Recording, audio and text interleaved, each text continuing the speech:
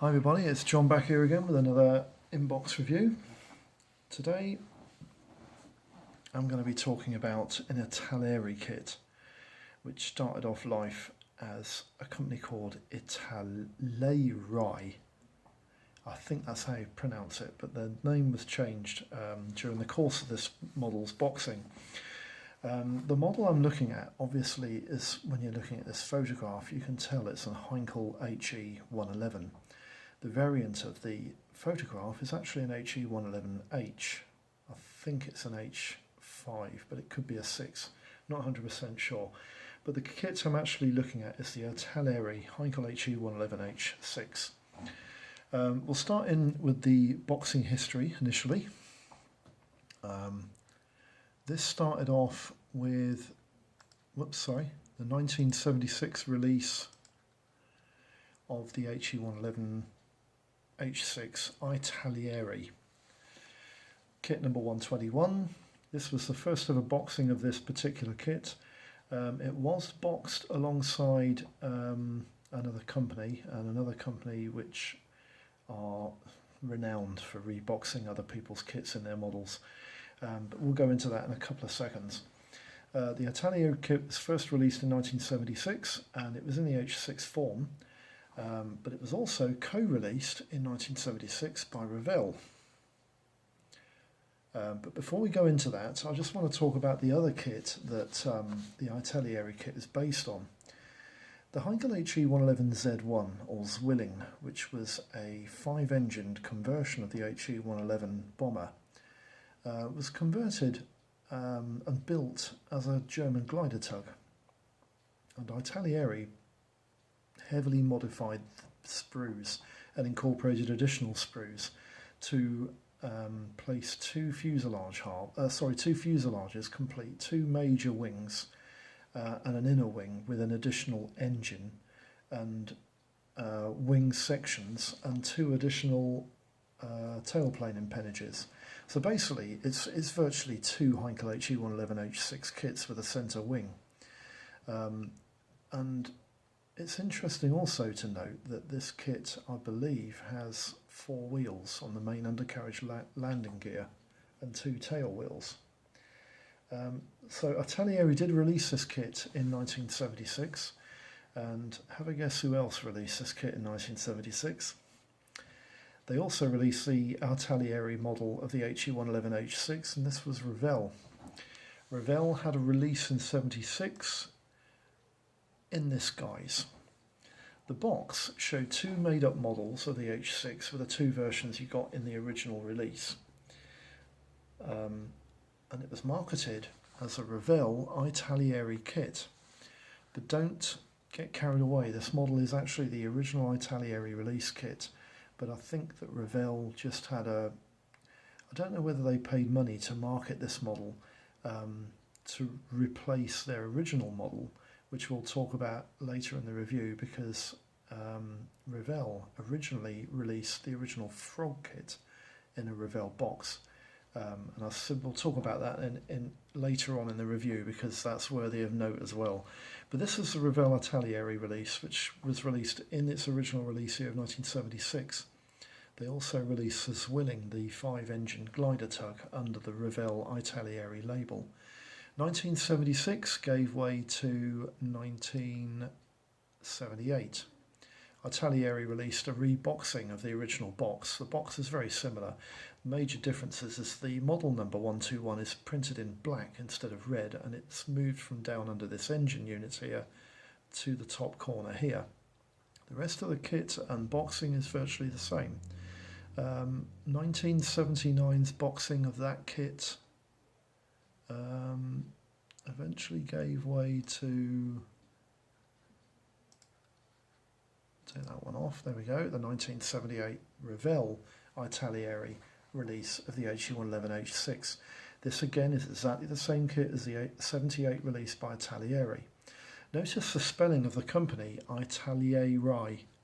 This was how the company was called. A lot of people called it Italeri, but it's actually called Italeri. But later changed its name to Italeri. I'm not sure whether it's management ownership or what, I have no idea, but the name definitely changed, but the kit is the same. 1978 gave way to 1978. Sorry, not 19, sorry, let me just reiterate that. Sorry about that. 1978 gave way to 1979's Tester's release. Now Tester released this model along with Italeri. Again, it's exactly the same kit as the Italeri kit, but I think Tester's marketed this model in America on behalf of Italeri. So the Tester's kit, and now, the Revell kit, and now the Tester's kit is the same model as the Italeri HE111H6. Tester's also released a boxing of the Zwilling Z1 glider tug as well, the 5-engined Heinkel. 1979 then gave way to 1979's Italeri. This is a much more modern boxing, much more like the boxing of the kit that I've actually got to review, but I've got the later release box of this kit, which you'll see in a few seconds. But that's the 79 release of the Italeri HE111H6. I'll just take that off, and I'll take that one off because you've seen that. Now we go on to the 1984 release. Now the 1984 release is the mode on from the release that I've got, and I'll be showing you the differences by showing you the box that I've got in front of me. Basically, in this picture you can see here, the box itself is identical, and the name is still Italeri. And the only differences between the 1984 release and the 1980 release is this kit. Sorry, that does say Italeri. Sorry, that says Italeri. This kit has different, has an additional line under here, and I think it's either in Chinese or Japanese or something. But my kit, which is a 1980 release, as you can see, only has one line at the top of that. Everything else is identical. Everything else is identical, even the colour of the plastic and the plans, everything inside, it's all exactly the same as the 80. So 80 and 84 release is just basically an additional line in the top left-hand corner of the kit. 1984 went through to 1994, and we had a new tool introduced onto the Italeri kit. Now, Revell also jumped on the bandwagon because Revell also introduced this kit in a Revell box, but it is actually a retooled model with a turret on the mid-upper position, additional windows, and a V1 flying bomb accommodated into a modified bomb bay. And the kit was released as the Heinkel HE111H22, which of course was the operational version of the Heinkel which released the V1 flying bomb for extended range rolls. That was also released in 1994 in a Revell box. I haven't got pictures of the Revell box. 1994 went away to 2004, and another company jumped on the bandwagon with the Italeri kits. This was Zvezda.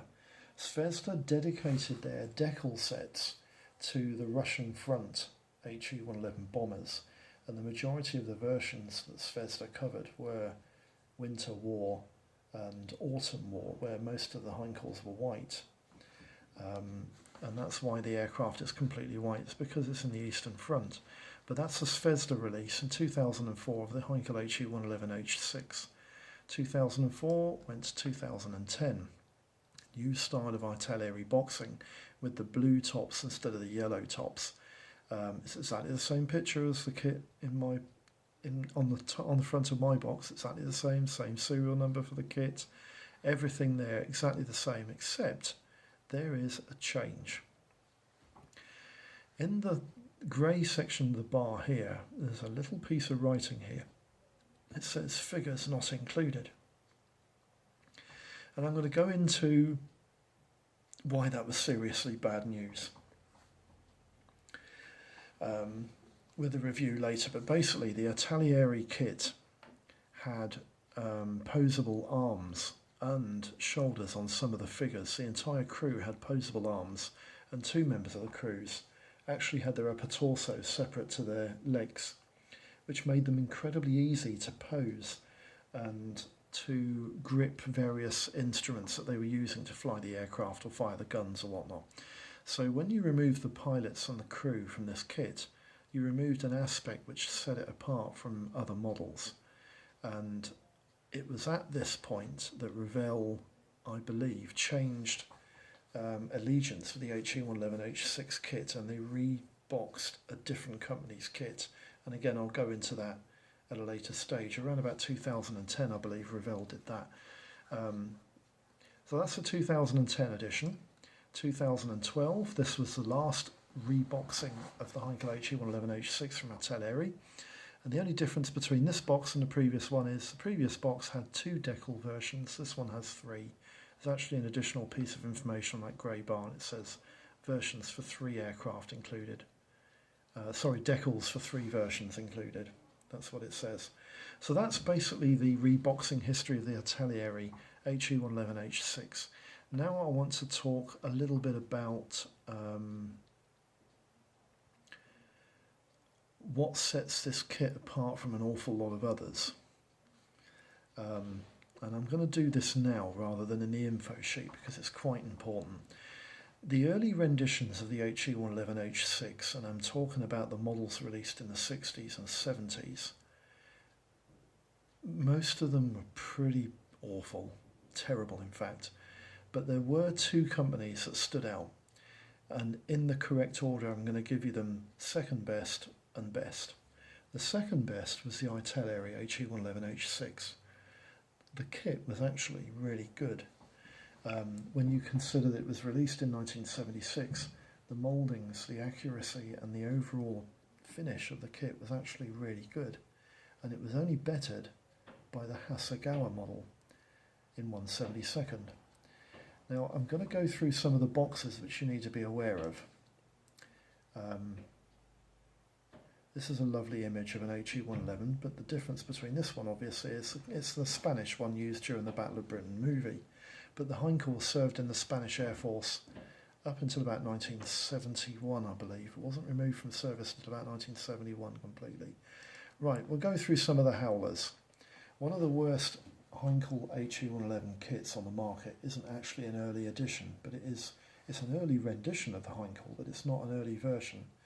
The H20 was the variant that was used in the Eastern Front.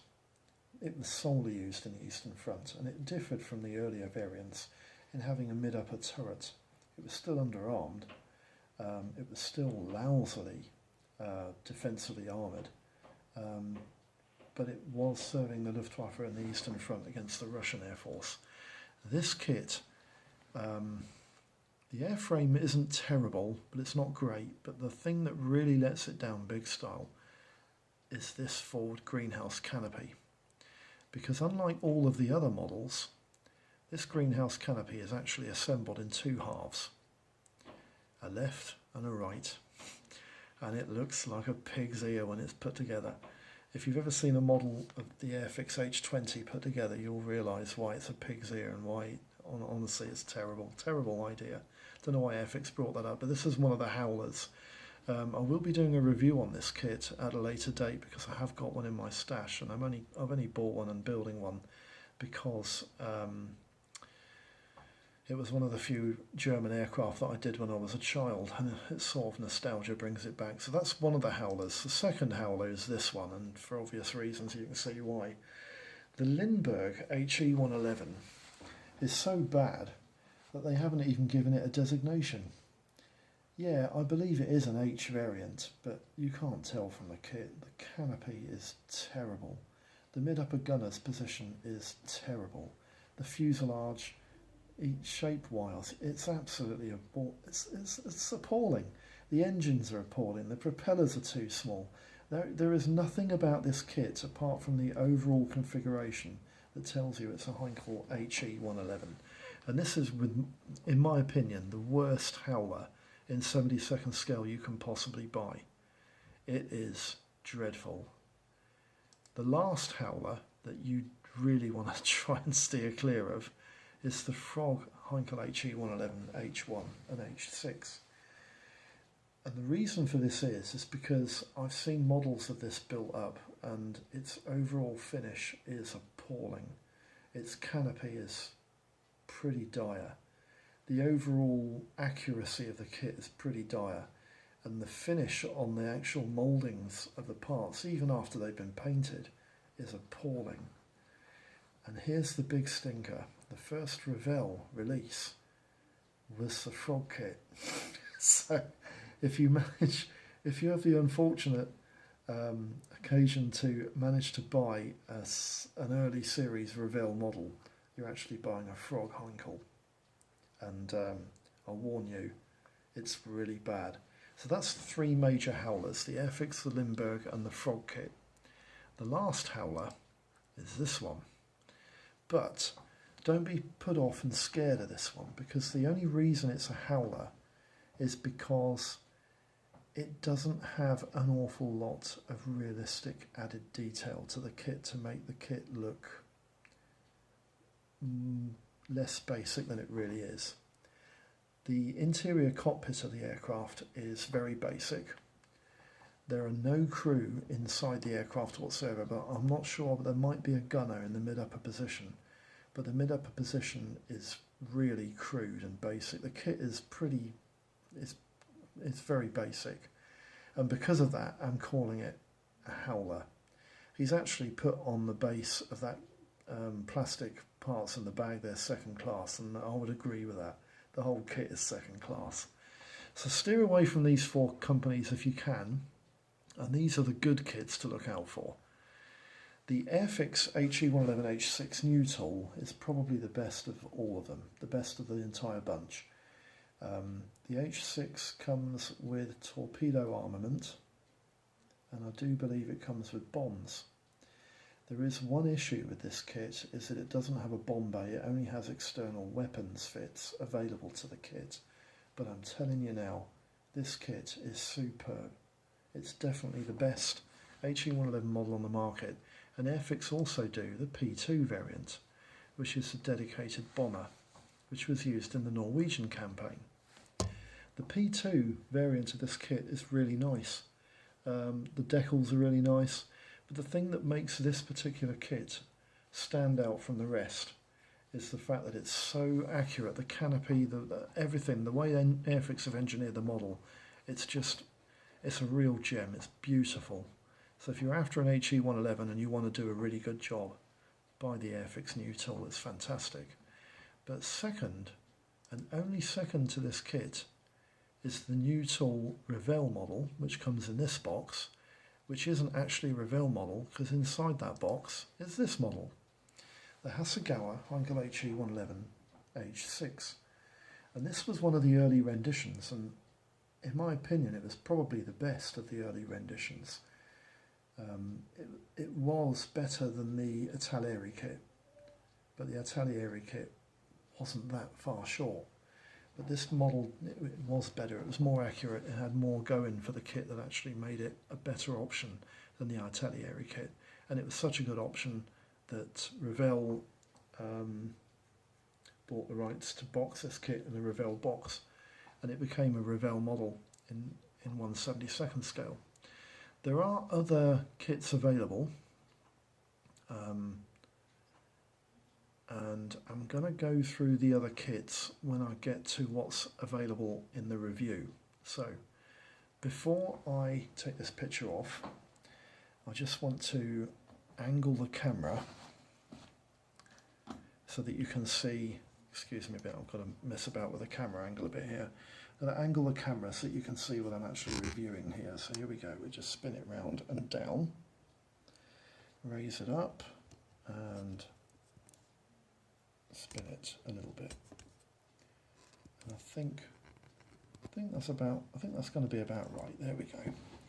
This is the model we're reviewing. This is the Italeri Heinkel HE111, serial number 121, the H6 variant. I bought this kit quite cheap, maybe 3 years ago. It was on the market about 3 years ago. It went quite cheap. So we'll just take this part out first, because I'm going to have a look at all this stuff first. And we'll just take all this stuff out and put this into the lid. so that I can go through the review in my usual manner. Now then, we'll start with the instruction leaflet, because the instruction leaflet is always a good place to start. Let's drop those down, we'll have a look at those in a minute. The instruction leaflet is quite sizable, the box is quite sizable as well, so that's not an issue for me really. And the instruction leaflet is typical Italeri. But there's one thing I wanted to point out about Italeri that I think is common with Revell.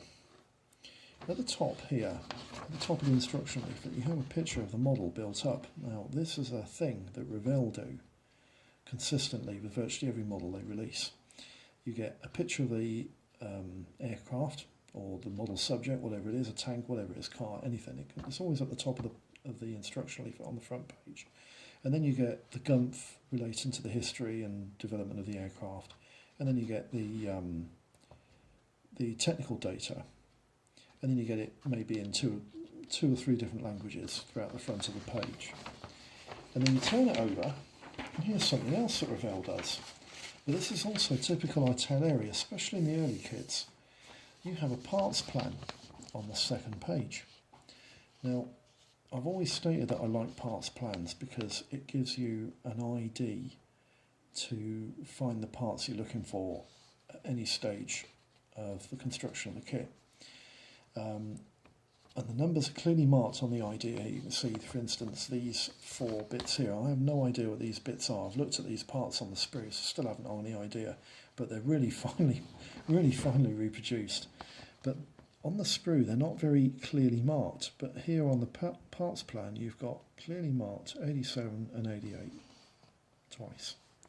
And that's the same with all of the parts plan, all the way down, the fuselage hulls, all those bits in between the fuselage hulls are all clearly indicated with a number next to them. And you've also got, at the top here, the transparency parts plan. So everything is idiot-proof, which I really like. The kit itself, there's no icons, there's no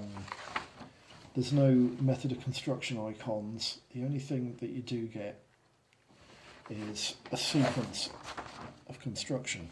And in the Italeri kit, you have six steps, if you like. Section 1 is basically the cockpit interior and the fuselage windows and the waist gunners. Section 2 is to produce the airframe and get it assembled, including the wings, tail pennage, and then you move on to the gunner's positions and the cockpit and the 2 engines. Now, I do believe that there are different gun fits for this kit depending on the different versions that you want to build. There's the 3 different versions, so there's decals for 3 different versions, span 2 years of this aircraft's service life from 1941 to 1943. And the aircraft had different armament fits during its stage of its life. And you can see here, on this section of the plans, you can see there's 2 different guns that go in this position, eventually go into the mid-upper gunner. There's 2 different guns that go in the nose cone of the aircraft, you can see there. And when you move to the underside of the aircraft, which is here, there's only 1 different gun. So you've only got 2 different gun fits to the forward and upper gunner positions. But you have crew members for each one, which is nice. Section 4 is to assemble the undercarriage assembly and the wheels, undercarriage doors, and section 5 is to fit the rear wheel cover. There's a few other bits and bobs, the propellers, the retainers and the spinners, pitot tubes, and then you move on to the lower gondola gunner's position, which fires guns forward and backwards. And then section 6 is the armament fit, whether you choose bombs or torpedoes. So you've got 6 stages of construction there, quite easy. There is actually a 7th stage of construction, but they haven't marked it as number 7 because, in my opinion, Italeri intended it to be an option, but I would probably advise people to do this anyway, because what you're doing is you're using expanded sprue, which is heated up under a heat source. I usually use a butane lighter. And then you're making two aerials that go underneath the fuselage there, and two struts that go on the undercarriage assembly. There, you can just see them marked there.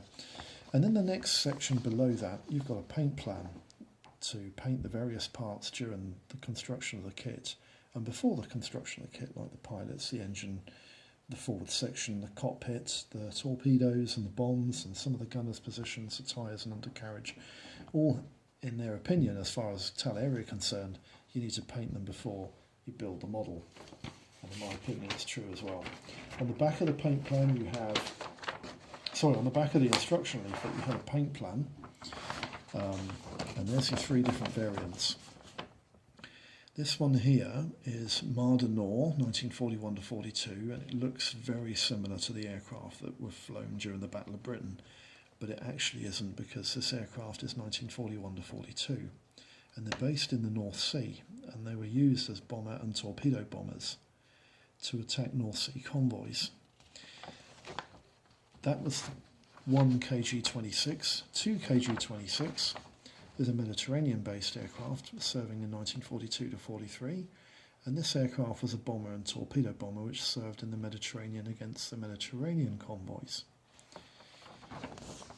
if you like, aiding the Italians. And 2 KG-53 is a Soviet theatre serving aircraft between 1942 and 43, and this aircraft is a dedicated bomber transport aircraft. So no torpedoes for the Russian front variant. Yeah, I like the fact that there's three different versions. I like the fact that there's crew throughout the entire airframe, even the waist gunner, and I like the fact that you've got two different armament fits, so it makes it interesting. Next I want to talk about the decals. Now then, these are the decals. There aren't that many decals on this decal sheet when you consider that there are three variants accommodated in these decals. A lot of the decals are common to all three. That's not true actually, that's totally not true. Most of the crosses, in fact all of the crosses, are common to all three. And there's also an instrument panel there which is an interesting part of this kit, because the instrument panel is actually a section that drops down from the upper section of the glazing. So fitting that is going to be quite interesting. Some of the serial letters here for the two different German variants, and I believe this version here, KKKK, I think that is the Soviet-based theatre version. And then you have two words under there which gives it away really, Stalingrad. So that's the decal sheet. The decal sheet is actually quite nice. The decals, they're nice and thin. They're not over thick. The covering film at the back is quite thin. It looks quite transparent. It'll be nice to see how they go on. They look like they're going to go on quite nicely. So I'm quite pleased with those decals. The register on them is very good too. Next, I want to talk about the transparencies, because the transparencies is often part of the kit that people consider denotes its quality. I don't think it denotes the overall kit's quality, but it does denote the skill and ability for a company to produce a half-decent, crystal-clear canopy. And in the HE-111, it's got one thing against it. It's the fact that the forward canopy is virtually the whole of the front of the fuselage. Now what I want to show you is the Italeri kit has got round this problem by building a one-piece circular frontage to the fuselage, which is exactly the same as the real aircraft was. But of course the real aircraft was made up of frames with bulletproof perspex built into the frames. The perspex wasn't really bulletproof because bullets went through it quite easily, so I don't think that it was bulletproof because there weren't. But this part is quite thick, as you can see. You can see the thickness of the part itself from the front there, and the back, you can see it quite clearly. It's quite thick. And what I want to do is just put my little finger into there, And can you see how my fingerprint, it's still not really clear, even if you push it up against the actual canopy. And this is what's going to happen to the interior detail of your model.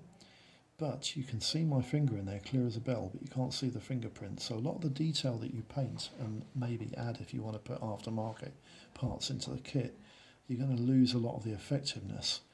But you're going to have to still put them in, because you're going to be able to see them. The clarity of the plastic is quite good. The windows are quite clear. The forward gunner's position is nicely moulded and quite clear. That's the upper glazing that goes above and behind the main canopy glazing. And these are the gondola sets and the visor for the rear gunner, mid-upper gunner on the top here. So the transparencies are quite nicely moulded. They're quite clear, crisp. There's not an awful lot of flash on them. A few tabs here and there. But the quality of the moulding is quite good. I'm quite impressed with that. The second sprue, which is the first plastic moulded sprue, incorporates the fuselage halves. I'm not going to go through all of these parts, but what I'm going to say about the parts is that they're quite fresh and crisp. There's not a huge amount of flash on them. There is a bit. You can see on these undercarriage struts here, there's a bit of flash here and there, which will have to be removed. But on the other small parts, it's not that bad. There's a few tabs on the pilots. There you can see the pilots' torsos and legs are separate. Makes them easy to pose. Lots of tabs on these and a bit of flash on the arms, but the rest of the parts are quite clear of flash.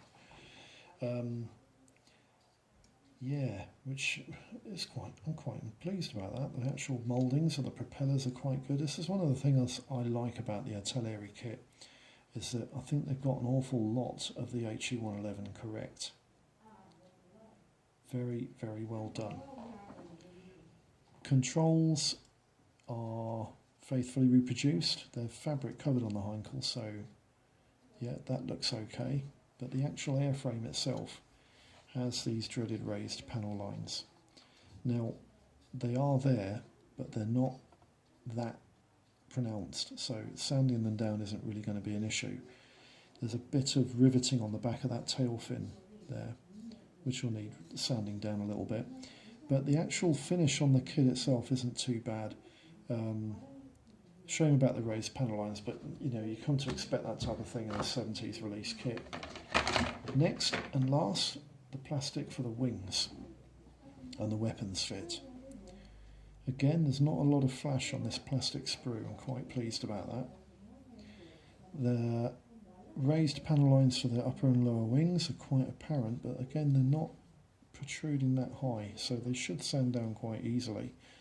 But I like the fact that the wings look quite accurate. The shape of them look correct. I'm not so sure about the Airfix H20, but the new Airfix kit is much better. Some of the early rendition HE111s, they made the mistake by making the wings the wrong shape, because the wings on the hindle were a very unusual shape in that they had a definite sweep to the intersections of the wing roots, and there was a definite sweep to the leading edges of the wings themselves, giving the aircraft's plan form quite a distinctive one. And I think Italeri have got it dead right. I'm quite pleased about that too. Again, there's not much burr on the parts. The actual sprue looks quite clean and tidy. The machine guns there are quite faithfully reproduced. You can see them there. Very pleased with that. So that's the plastic on the Italeri kit. Very impressed with it. I'm looking forward to actually putting this thing together, because I think it will go together quite nice. Definitely put the transfers in there, haven't I? Yes, that's brilliant. So we'll just close the box up, because what I want to do now is I want to go through some of the other things that are worthy of note. Now then, I'm going to go through the information on the kit first. And then as I'm going through the other models that are available in different scales, I'm going to show you what the boxings look like so that you can avoid getting caught out. We've already gone through the 72nd scale howlers, but there are some things that you need to know about the other scales kits. The model review is on the Italeri Heinkel HE111H6, serial number 121, in 1/72nd scale. The kit measures 9 inches long, 12 inches in span, and approximately 3 inches high, standing on its undercarriage. The kit comprises decals for 3 different versions. These include 1 kg26, 2 kg26, and 2 kg53.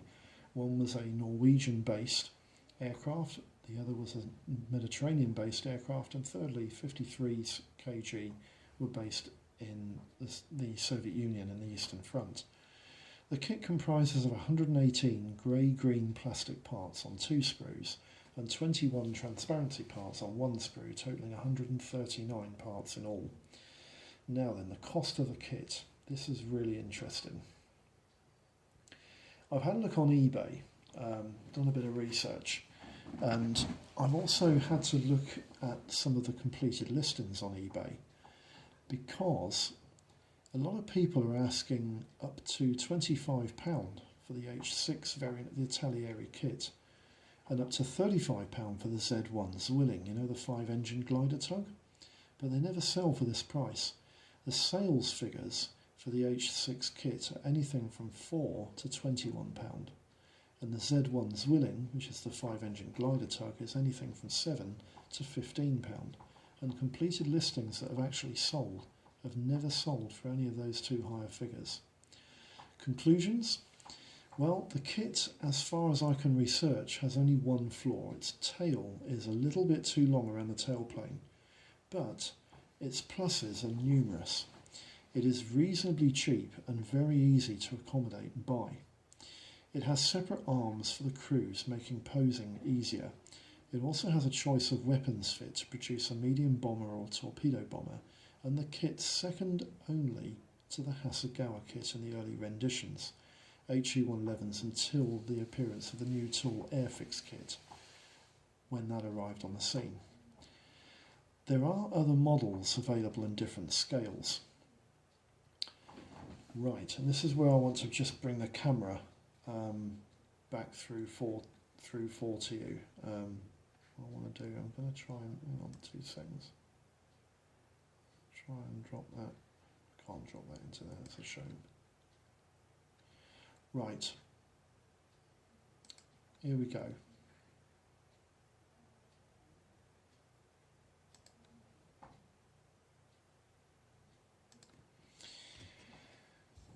The HE111H6 is available in about 4 different scales, and I'll just pan this camera back round so you can see the camera. And hopefully you can see the boxings of the other kits so that you can look out for them if you're after them in different scales. But basically, Monogram, Academy, Revell and Minicraft all box this kit from Crown. This is the only 144 scale HE111 kit that was designed by the original manufacturer available on the market. As I said before, the Crown kit, I don't really know too much about it in terms of its sprues, accuracy and whatnot, and its costings, but this is the only one. All the other versions are just reboxed Crown kits. I don't think it's too expensive. I'm pretty sure I've seen a few of them around about £5 or £6. But that's the 144th scale version, so you can get this kit in 144th. You can also get this kit in 148th. And there are only 2 models of this in 148th on the market, true different models. The ICM variant, which is an H3. This is a kit which is readily available. Again, I'm not sure the costings, but you can usually easily get it or acquire it through your model shop, or maybe through sales media sites like eBay, Amazon and whatnot. So that's the ICM model in 48th. The other model that's available is the Monogram kit, which is this one. Now, Revell, I know you're going to say Revell do a 48 scale kit. Yes, they do, and so does a company called Pro Modeler. The thing about Monogram, Revell and Pro Modeler is that they're all the same damn company. And Monogram, I'm pretty sure, is the company that released this kit originally, and Revell reboxed it in 1/48 scale.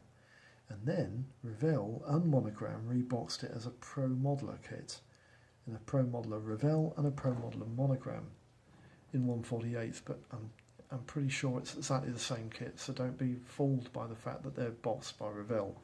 I'm sure it's a Monogram model.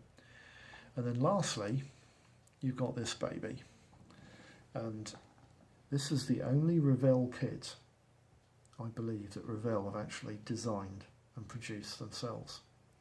Although, and this is a big although, it's also boxed by Monogram. So I'm not 100% sure if it's actually a Revell kit or a Monogram kit, but I'm sort of sure it's a Revell kit. Now the 32nd scale HE111H6 is without a doubt the most accurate, most highly detailed, most time-consuming model you can acquire of the HE111H6. It is a real beaut, and if you've got the space and the time and the effort to build it, go for it, because it's gorgeous. So that is the other kits available, and the scales available for them. Just take this back off, and the last thing I want to do, I just want to take this back round and I'll put my hindcore back here so you can see the hindcore box. There we go. So you've got something to look at. The last thing I want to do is just finish off with the fact that there are actually some aftermarket sets covered for the 72nd scale Italeri kit. Edward and I believe Checkmasters do some PE sets. Checkmasters and HBM and Squadron do some resins, and I think Edward do 1 or 2 resins, and there's a company called Squadron and Montex that also do resin sets, but there is also a replacement canopy set around which includes the interior cockpit for this model, and I believe that's done by Squadron, but don't hold me to it.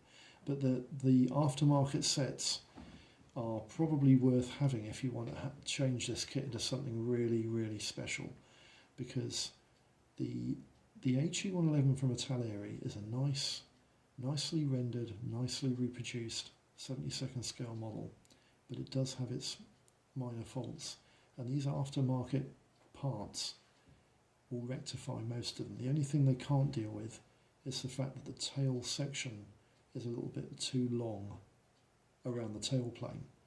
Now, I'm not 100% sure whether it's too long between the wing root at the back and the tailplane root at the front, or whether the tailplane itself is a little bit too long, making the fuselage too long.